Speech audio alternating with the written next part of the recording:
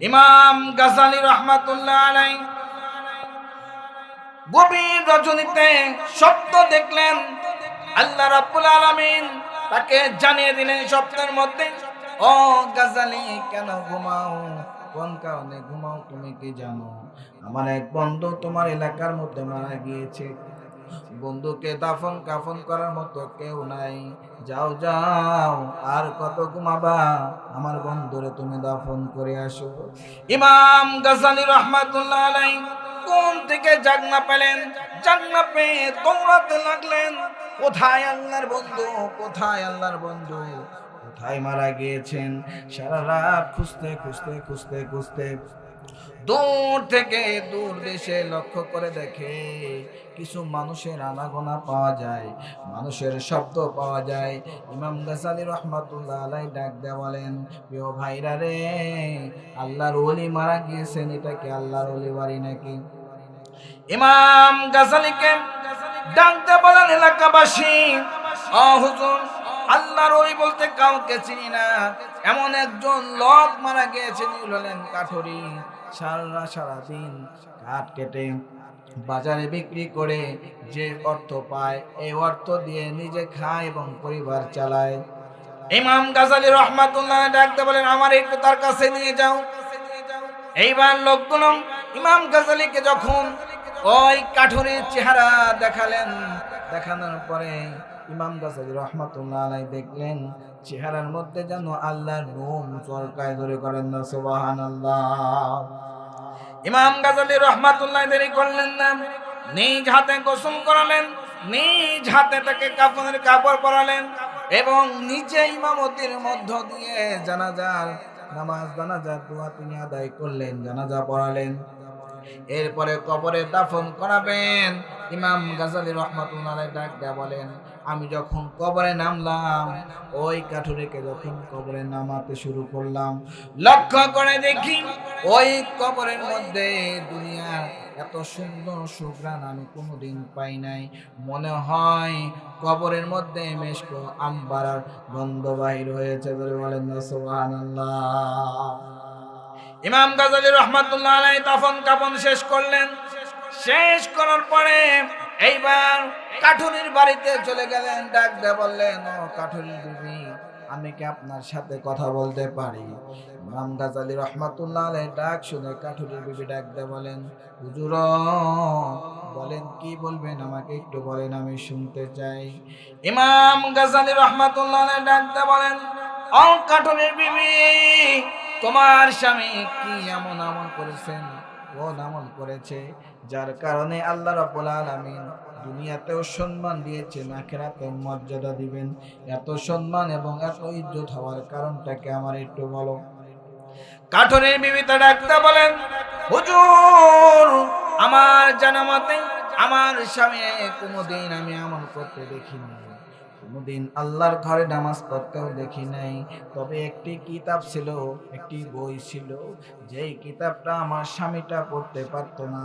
স্বামীটা বুকে জড়াইয়া ধরতো, চুমো দিত, কপালে নিত, বারবার চুমো দিত, বারবার কপালে নিত। এই গুণটাই আমি আমার স্বামীর কাছে পেয়েছি, এটাকে আমি দেখেছি। ইমাম গাজ্জালী রাহমাতুল্লাহ আলাইহি ডাকতে বলেন, কাঠুরির বিবি, ওই কিতাব, ওই বইটাকে আমার একটু দেখাইতে পারবানি? ইমাম গাজ্জালী রাহমাতুল্লাহ আলাইহি কাঠুরির বিবি ওই বইটা যখন তুলে ধরলেন, ইমাম গাজ্জালী রাহমাতুল্লাহ আলাইহি আল্লাহর ওলি কিতাবটা যখন হাতে নিলেন, কিতাবটা যখন খুললেন, লক্ষ্য করে দেখে এটা দুনিয়ার কোনো কিতাব নয়, দুনিয়ার কোনো বই নয়, দার্শনিক নয়, জ্যোতির্বিদ্যা নয়, গণিত বিদ্যা নয়, এটা হলো আল্লাহ তাআলার আসমানি কিতাব। বলেন না সুবহানাল্লাহ।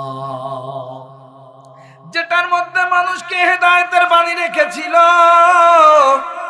যেটার মধ্যে যেটা দিয়ে মানুষ তার জীবন পরিবর্তন করার সংবিধান পেয়েছিল, যেটার মধ্যে অর্থনীতি, রাজনীতি, সংস্কৃতি, সমাজনীতি আল্লাহ পাক তুলে ধরেছিলেন, এই কিতাবটা যখন গাজ্জালী রাহমাতুল্লাহ আলাইহি দেখলেন, কাঠুরি পড়তে পারতো না কিন্তু ভালোবাসতো, মহব্বত করতো। এই কারণে আল্লাহ রাব্বুল আলামিন তার সম্মান এবং ইজ্জত বৃদ্ধি করে দিয়েছেন। ধরে বলেন না সুবহানাল্লাহ। আল কোরআনের সৈনিক আমি, নেই কো পরাজয়, এক আল্লাহর গোলাম আমি, এই তো পরিচয়, মোদের এই তো পরিচয়। আল কোরআনের সৈনিক আমি, নেই কো পরাজয়, এক আল্লাহর গোলাম আমি, এই তো পরিচয়, মোদের এই তো পরিচয়।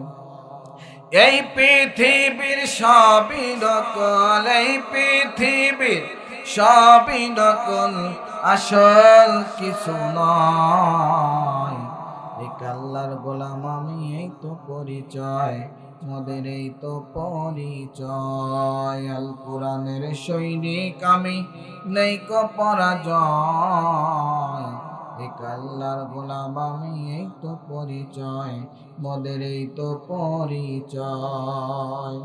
কোরআন হাদিস শাসনতন্ত্র, রাসূল মোদের নেতা, উৎসাহ চির উমরান, ইতিহাস বিন গাথা, এক আল্লাহ ছাড়াই আমার মনে, এক আল্লাহ ছাড়াই আমার দিলে, নেই কোনো যে ভয়,